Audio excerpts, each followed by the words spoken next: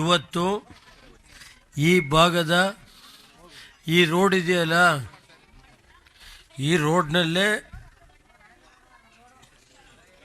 ದೇವೇಗೌಡರಿಗೆ 1990ನೇ ಇಸ್ವಿಲಿ ರಾಜಕೀಯ ಶಕ್ತಿ ಕೊಟ್ಟಂತ ಊರಿದ್ರೆ ದೊಡ್ಡ ಶಾಸನಹಳ್ಳಿ.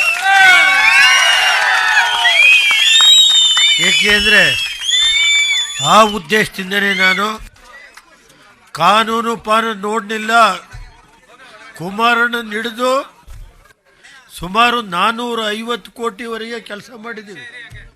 ಇದೊಂದು ಹೋಬಳಿಗೆ 450 ಕೋಟಿಗೆ ಮಿಗಿಲಾಗಿ ನಾವು ಸುಮಾರು 140 ದೇವಸ್ಥಾನಗಳಿಗೆ ಇವತ್ತು ಕೆಲಸ ಮಾಡಿ ಕುಮಾರಸ್ವಾಮಿ ಇಲ್ಲಿ ಮಾಜಿ ಮಂತ್ರಿಗಳಿದ್ದಾರೆ. ಯಾಕೆ ನನಗೂ ಸ್ವಲ್ಪ ನೋವಿನಿಂದ ಹೇಳ್ತಾ ಇದ್ದೀನಿ, ಈ ರಾಜ್ಯದಲ್ಲಿ ಇಂಥ ಕೆಟ್ಟ ಸರ್ಕಾರ ನಾನು ನೋಡಲಿಲ್ಲ. ಕಾಯ್ತಾ ಇದ್ದೀನಿ, ಬಡ್ಡಿ ಸಮೇತ ತೀರಿಸೋವರಿಗೆ ರಾಜಕೀಯದಲ್ಲಿ ಯಾರ್ಯಾರ ಅಧಿಕಾರಿಗಳು ಯಾವ್ಯಾವ ರೀತಿ ನಡೀತಾ ಇದೆ ಗೊತ್ತಿದೆ. ಕೆಲವು ರೋಡ್ ಬಗೆಸ್ತಾವ್ರೆ, 15 ವರ್ಷ 20 ವರ್ಷ ಇದ್ದರೆ ಯಾರೋ 15 ವರ್ಷ ರಂಗನಾಥಪುರ ಅಂತ ಹೇಳಿ ವಿಲೇಜ್, ನಾಚಿಕೆ ಆಗುತ್ತೆ. ಪೊಲೀಸ್ ಇಲಾಖೆ ಇದೆಯೇನ್ರಿ ಇಲ್ಲಿ ಜಿಲ್ಲೆಯಲ್ಲಿ? ಹೋಗಿ 16 ವರ್ಷದಿಂದ ರಸ್ತೆ ಇದೆ, ಜಿಲ್ಲಾ ಪಂಚಾಯತಿಲಿ ದುಡ್ಡು ಕೊಟ್ಟವ್ರೆ, ಕೆಲಸ ಮಾಡಿದ್ದಾರೆ.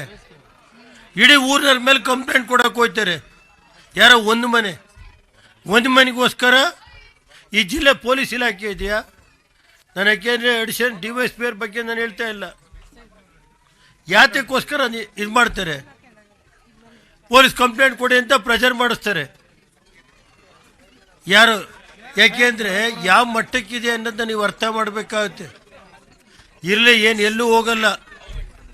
ಕೆಲವು ಅಧಿಕಾರಿಗಳು ಯಾವ ರೀತಿ ನಡ್ಕೋತಾ ಇದ್ದಾರೆ ಅಂತ ನೋಡ್ತಾ ಇದ್ದೀನಿ.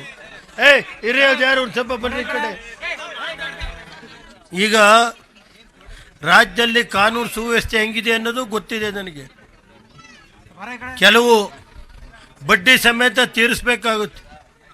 ಇನ್ನೊಂದು 1.5 ವರ್ಷ ನಮ್ಮ ಕಾರ್ಯಕರ್ತರಿಗೆ ಹೇಳೋದಿಷ್ಟೇ, ಎಷ್ಟೇ ನೋವಾದರೂ ತಡೀರಿ, ಬಡ್ಡಿ ಸಮೇತ ತೀರಿಸ್ತು ಹೋದ್ರೆ ನಾನು ರೇವಣ್ಣ ಅಂತ ಕರಿಬೇಡಿ.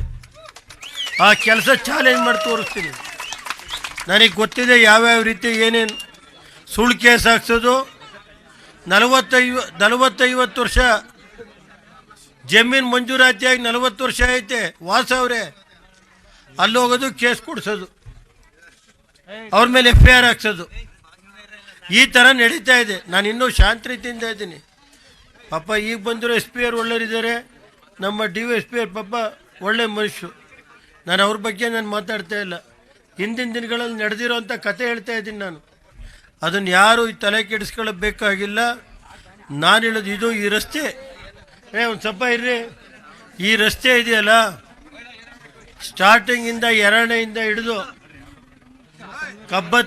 ಒಂದು ಸ್ವಲ್ಪ ಬನ್ರಿ ಈ ಕಡೆ, ಕಬ್ಬತ್ತಿವರೆಗೆ ರಾಜಕೀಯ ದೇವೇಗೌಡರಿಗೆ, ಅವತ್ತಿನ ಕಾಲದಲ್ಲಿ ದೇವೇಗೌಡರು ರಾಜಕೀಯ ಮುಗಿದೋದ್ರು ಅನ್ನೋ ಕಾಲದಲ್ಲಿ ಶಕ್ತಿ ಕೊಟ್ಟಂಥ ಯಾವ್ದಾದ್ರು ಗ್ರಾಮಗಳಿದ್ದರೆ ಇವತ್ತು 2ನೇ ಗ್ರಾಮ ಇರ್ಬೋದು, ದೊಡ್ಡ ಬೀಕ್ನಳ್ಳಿ ಇರ್ಬೋದು, ಚೆನ್ನಂಗಳ್ಳಿ ಇರ್ಬೋದು, ಕಬ್ಬತ್ತಿ ಇರ್ಬೋದು, ಅಂಕಪುರ ಇರ್ಬೋದು, ಸತ್ತಿಗರಳ್ಳಿ, ಮಾದಾಪುರ, ಸತ್ತಿಗರಳ್ಳಿ, ಕೊಪ್ಪಲು, ಅಂಕನಹಳ್ಳಿ, ಇವೆಲ್ಲ ನಾವು ಮರೆಯೋಕ್ಕಾಗಲ್ಲ.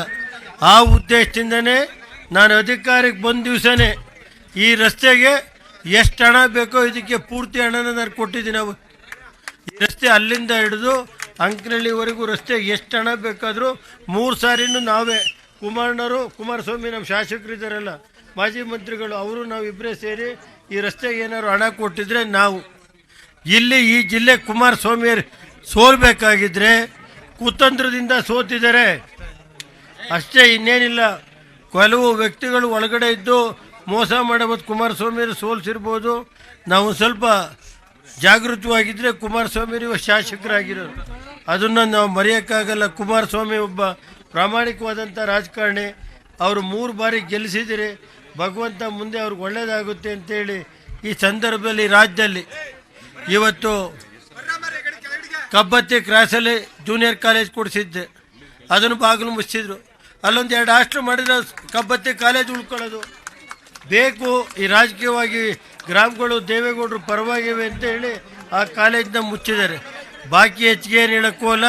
ಕುಮಾರಸ್ವಾಮಿಯವರು ಮಾತಾಡ್ತಾರೆ, ನಮ್ಮ ಮಾಜಿ ಮಂತ್ರಿಗಳು ಕುಮಾರಸ್ವಾಮಿಯವರು ಮಾತಾಡ್ತಾರೆ, ಮತ್ತು ರಾಜ್ಯದ ಮಾಜಿ ಮುಖ್ಯಮಂತ್ರಿಗಳು ಮಾತಾಡ್ತಾರೆ ಅಂತ ಹೇಳಿ ನಾನು ಮಾತು ಮುಗಿಸ್ತೀನಿ.